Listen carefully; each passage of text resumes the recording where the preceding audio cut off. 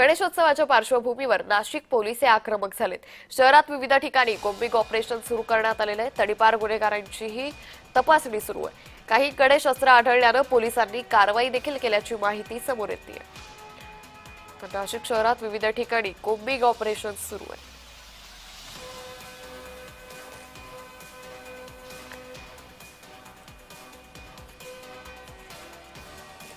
तर गणेशोत्सवाच्या पार्श्वभूमीवर नाशिक पोलीस हे आक्रमक झाल्याचं पाहायला मिळतंय।